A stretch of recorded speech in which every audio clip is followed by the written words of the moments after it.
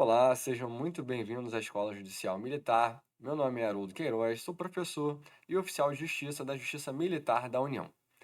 Nós vamos trabalhar aqui, nesse bloco, e nos demais também, as principais modificações promovidas pela Lei 14.688 de 2023 na parte geral do Código Penal Militar. Para isso, nos valeremos dois slides. Eu peço que já acompanhe aqui a primeira, a primeira tela. Ela vai trazer para a gente os objetivos. Quais foram os objetivos dessa reforma promovida no CPM? Corrigir, excluir e adequar nomenclaturas. Alterar o CPM a fim de compatibilizá-lo com a Constituição Federal de 88. O CPM, Decreto-Lei 1001, é de 69, vigência em 1970. Posteriormente a ele veio a Constituição, alguns dispositivos claramente não foram recepcionados e essa reforma teve essa preocupação.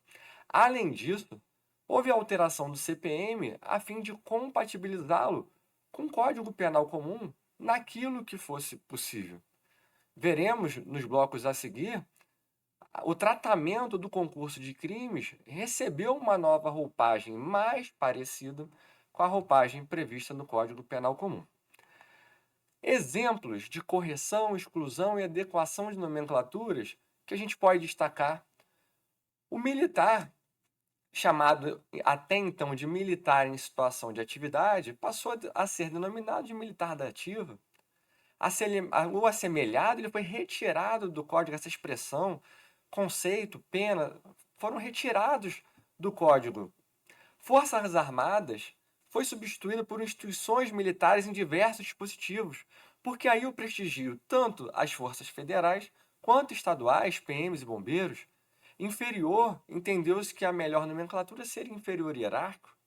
Manicômio judiciário, essa expressão superada, foi substituída também, suspensão do pátrio poder, enfim, diversas nomenclaturas foram corrigidas, excluídas ou até mesmo houve uma adequação.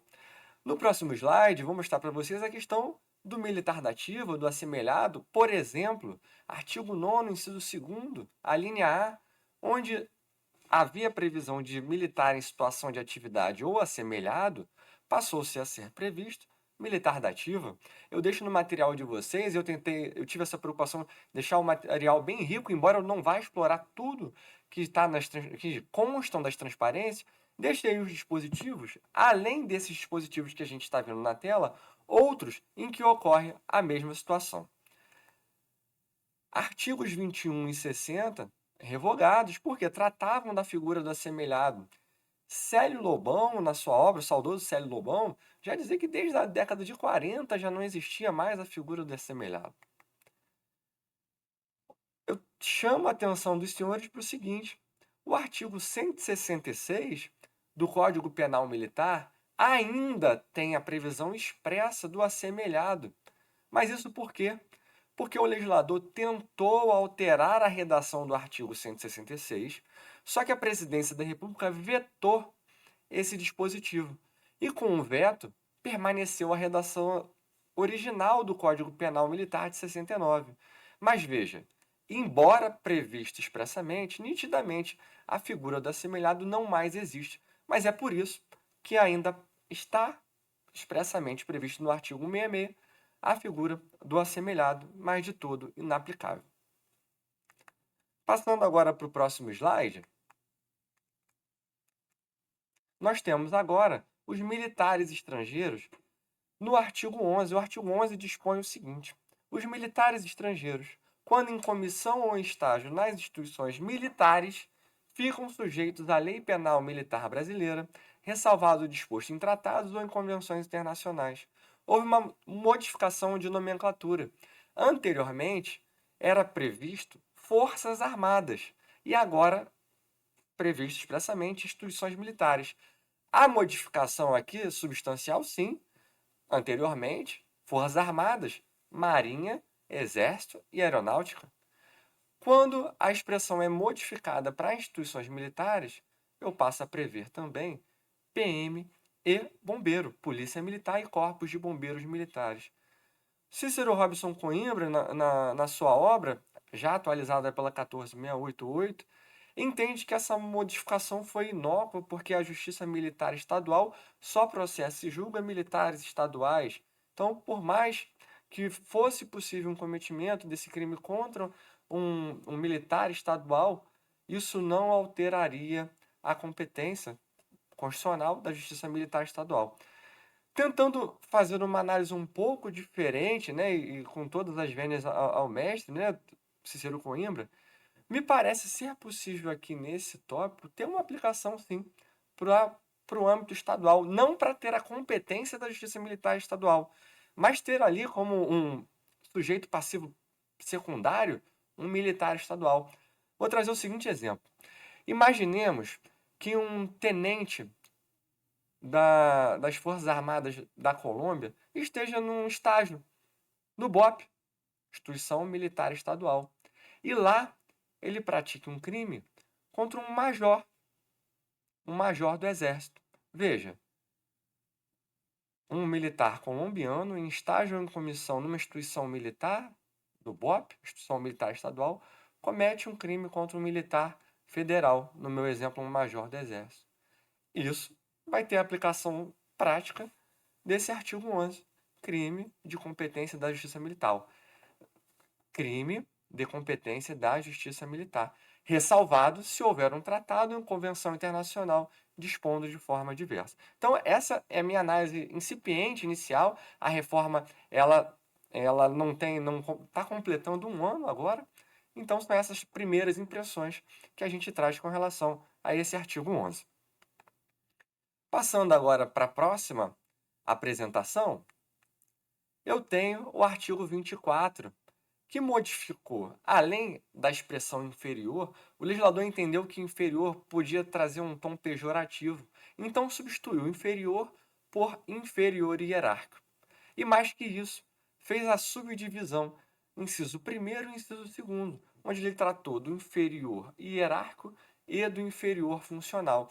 Então, agora, expressamente, eu tenho no código a definição de inferior hierárquico e inferior funcional. Na doutrina do professor Luiz Paulo Spínola e do professor Rodrigo Furro, eles trazem também uma figura que não está codificada, não está legislada, mas eles trazem a figura da superioridade diagonal. E aí eles trazem um exemplo de um julgado do STM em que o STM considerou que haveria ali uma questão de superioridade entre um soldado S1 e um soldado S2. Ambos ali soldados, mas que naquele caso haveria uma superioridade de um em relação ao outro. Isso foi positivado? Isso está previsto no Código Penal Militar? Não. O Código Penal Militar tratou exclusivamente da superioridade hierárquica, no inciso 1º, e na superioridade funcional. Superioridade funcional, como a gente pode ver na transparência, é aquela que, em virtude da função, um militar vai exercer sobre outro, de igual posto ou graduação. Então, eu tenho um subcomandante de companhia, ali que, em razão de férias do comandante, ele está ali, por exemplo, ele é um tenente que está exercendo essa função, e um outro tenente daquela companhia vai lá e pratica uma ofensa contra ele. Numa análise inicial, não haveria hierarquia entre eles, dois primeiros tenentes, por exemplo, mas dada a função desempenhada pelo esse primeiro tenente de comando de companhia, ele seria, nesse caso, um superior funcional. Tá? Vamos avançar aqui. Manicômio judiciário, previsto no artigo 112, nomenclatura já ultrapassada, o Código resolveu alterar por estabelecimento de custódia e tratamento. Mas veja, houve uma opção do legislador em não trazer uma nova codificação, e sim fazer reparos em diversos dispositivos. E isso trouxe um prejuízo para o caráter sistêmico, holístico do código. E a gente pode prever isso de forma bem clara nos artigos 66 e 67, onde o legislador esqueceu de substituir a expressão manicômio judiciário. Então, a gente vai destacar aqui, não só nesse ponto, nos demais pontos, esses eventuais esquecimentos legislativos no trato da matéria. O artigo 98, inciso 7º, ele trazia ele traz ainda penas acessórias.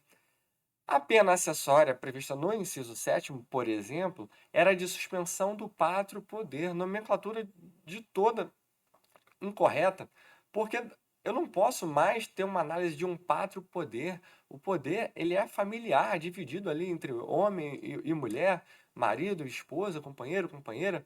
Então, em boa hora, alterou-se aqui essa nomenclatura. Então, atualmente, a pena acessória é de incapacidade para o exercício do poder familiar e não mais do pátrio poder.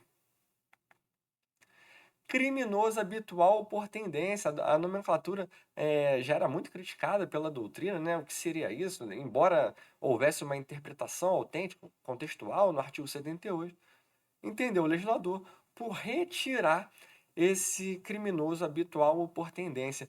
E aqui uma curiosidade, né? O trato da nossa disciplina, às vezes, é um pouco difícil, né? A doutrina não é vasta sobre esse tema.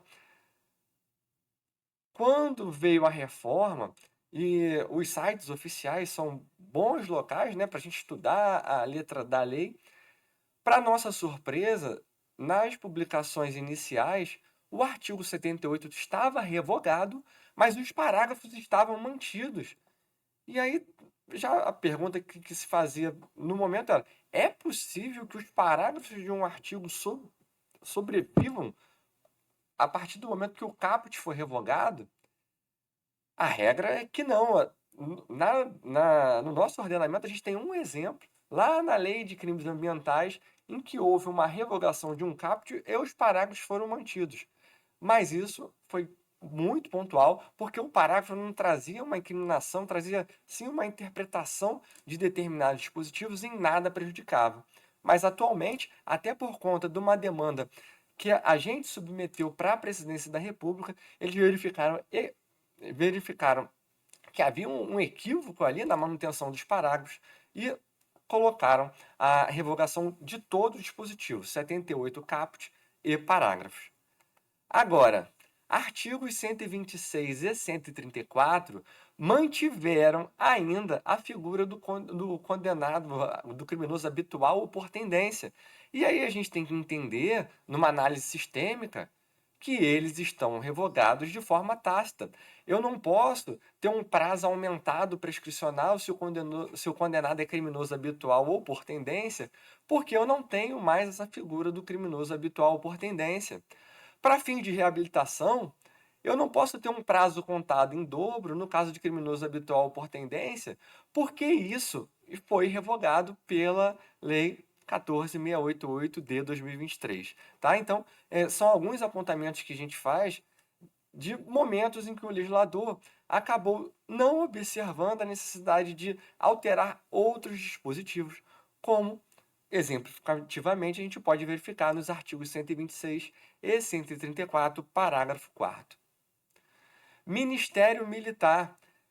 Os ministérios militares, né, eles deram lugar ao Ministério da Defesa e surgiram os comandos da Marinha, Exército e Aeronáutica, e a gente tem a preocupação de falar sobre as forças singulares nessa ordem, porque é a ordem de antiguidade. A Marinha, por ser mais antiga, a gente consegue verificar isso com facilidade no texto constitucional, sempre quando vai haver a enumeração das forças singulares, Marinha, Exército, Aeronáutica. No artigo 9º, houve essa substituição. Eu não tenho mais Ministério Militar substituído por instituições militares. O artigo 122, por sua vez, também havia a previsão de Ministério Militar e passou a prever comando da força. A doutrina até se dividia. Essa requisição mencionada ali nos crimes 136 a 141 do CPM, ela seria pelo comandante da força ou pelo ministro da Defesa? A reforma, ela deixa bem claro, essa requisição vai ser feita pelo comandante da força. Então, o que eu tenho aqui? Eu tenho um Código Penal Militar que, como regra, a ação penal é pública e incondicionada. O artigo 122 traz algumas exceções a essa regra, prevendo algumas hipóteses em que a ação penal pública ela vai ser condicionada à requisição do comandante da força ou do Ministério da Justiça, naquelas hipóteses trazidas ali no 122. E vamos continuar aqui no estudo da nossa matéria. Artigo 27 fez a modificação de nomenclatura. Antes, funcionário da Justiça Militar, atualmente servidor da Justiça Militar. E não é só. O Código, de forma equivocada, mencionava que os representantes do Ministério Público eram funcionários da Justiça Militar, quando, na realidade, o Ministério Público não integra o Poder Judiciário, é uma função essencial à Justiça. Então, em boa hora, houve a alteração do artigo 27. O artigo 50, e assim, numa compatibilização com a Constituição Federal, estabeleceu que o menor de 18 anos é penalmente inimputável. Isso por quê?